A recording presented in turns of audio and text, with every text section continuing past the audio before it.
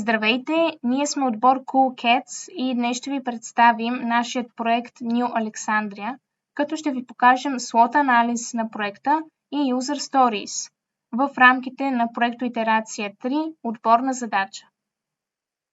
Разпределението на екипа по роли е следното. Здравейте, аз съм Владимир Иванов и този път ще играя ролята на Project Manager. Моята работа е да използвам софтуера Jira, за да създам User Stories карти, които да се използват, за да се разпределят задачите на екипа от девелопери.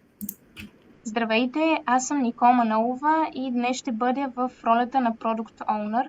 Моите отговорности в рамките на текущата проектоитерация ще бъдат да направя Product Roadmap на нашия проект New Alexandria, както и да представя план за пускането на нови функционалности след всяка една от трите итерации на проектната разработка.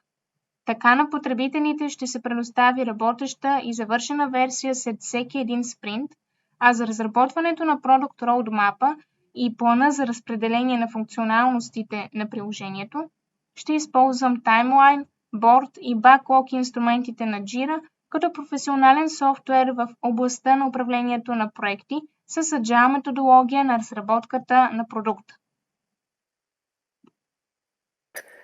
Здравейте, аз съм Марин Прасков и в текущата проектоитерация ще съм в ролята на Developer 1.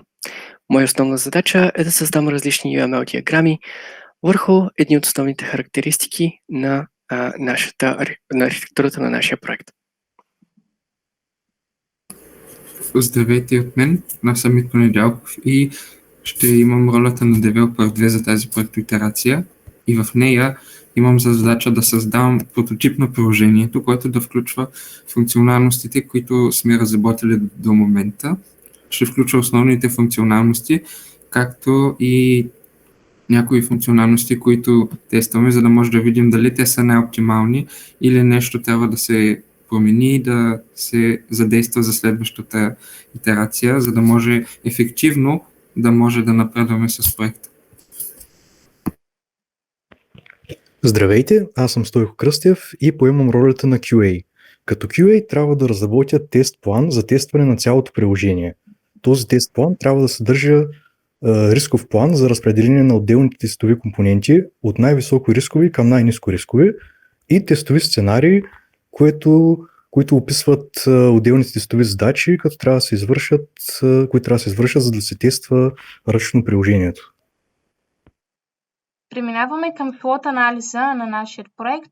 При създаването на SWOT анализа трябваше да разгледаме силните и слабите черти на нашия проект, както и възможностите и заплахите, които стоят пред него. В случая ние трябваше да разгледаме силните и слабите черти във вътрешната структура на проекта и възможностите и заплахите като външни фактори, които ще окажат влияние върху неговото развитие. Силните страни на New Alexandria са следните. Глобален достъп. Учене от всяка една точка на света, като предоставя шанс за привличане на голям брой потребители, в това число учащи, преподаватели и други. Предоставяме разнообразие от съдържание, широк спектър от материали, лекции, упражнения, курсове, научни статии, видеоасистирано обучение и други. Също така предоставяме и персонални и групови частни стаи за комуникация с преподавателите, за улесняване на обучението и разбирането на материалите. В графата Weaknesses ще трябва да помислим за това как може да финансираме приложението, понеже ние предоставяме функционалности, които са безплатни и това може да предизвика затруднения, защото все пак всичката сърверна технология и инфраструктура, обновленията имат нужда някак да бъдат финансово поддържани и ще трябва да помислим за адекватен модел на монетизация на приложението. И друг аспект, който е добре да разгледаме, са техническите проблеми. Има възможности с проблеми за стриминга на съдържание в реално време, понеже тук трябва да видим за интернет връзката на всеки един от потребителите и също трябва да умислим добре как да извършим точно този аспект от приложението. В графата възможности поставяме нашата надежда, нашето приложение да введе една промяна на глобално ниво в образователната система, както и самия бизнес модел на приложението, който ние наричаме DAR. Като основни части от този бизнес модел са даренията, които се правят от потребители към сътрудници или преподаватели, абонаментите, които предоставят повече възможности на даден потребител да контактува с преподавател и премахват рекламите, както и самите реклами, които са като банери на сайта или ще се показват преди или по време на видеята. В графата заплахи на първо място слагаме конкуренцията. Това е специфично, ако някоя друга платформа съществува или създаде в бъдещето, има същите способности като нашата или потенциално по-добри услуги предлага, което ще ни отнеме от потребителите. Същото проблем е, че някои от тези платформи вече съществуват и хората, ако са свикнали с тях, може да не искат да сменят. Всяко приложение, достъпно чрез интернет, крие рискове за сигурността на данните. Риск от нарушение на сигурността и конфиденциалността на личната информация, което може да доведе до загуба на доверие от страна на потребителите.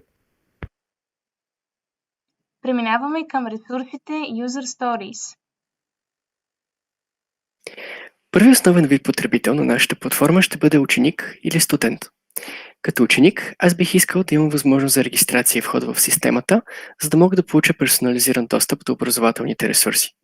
Друга възможност, която бих искал да имам, е достъп до електронно учебно съдържание с абониране в определени тематични области, за да развивам своите умения и знания в тях. Като ученик, аз искам да имам възможност за създаване, редактиране, изтриване и споделяне на колекции от документи, така че да мога лесно да управлявам своите образователни ресурси. Като ученик също искам да имам възможност за включване в персонални и групови частни стаи, за да комуникирам с преподавателите. Преминаваме към User Story-тата за преподавателите. Като преподавател аз искам регистрация и вход в системата, за да предоставям образователно съдържание и да комуникирам с учащите. Също така бих искал да имам възможност за преглед, създаване, редактиране, изтриване и споделяне на електронно учебно съдържание, така че да мога да предлагам актуални и интересни материали в различни тематични области. Аз като преподавател също бих искал да имам възможността да излъчвам лекции на живо или лайв лекции, които да бъдат гледани от учащите. Също бих желал да имам възможност за създаване на персонални и групови частни стаи, където да мога да комуникирам с учащите и да отговарям на техните въпроси, които биха имали по лекционния материал. Следващият вид потребител в нашата система са администраторите. Като администратор аз искам да имам способността да управлявам системата за регистрация и вход с цел да гарантирам сигурността и коректната употреба на платформата. Също като администратор искам да имам достъп до крут операции върху цялото съдържание на системата с цел да поддържам правилното управление на системата и на материалите в нея. Един администратор би искал да има възможност за мониторинг на активността и взаимодействието на потребителите, така че да анализира ефективността на платформата и да подобрява услугите. И последният тип потребител в системата е гост и бих искал аз като гост да мога да имам достъп до всичките примерни информационни материали, за да мога добре да се запозная с образователните възможности, които платформата предоставя. Благодарим ви за вниманието. Ще се радваме да продължим работа по нашия проект New Alexandria в бъдеще.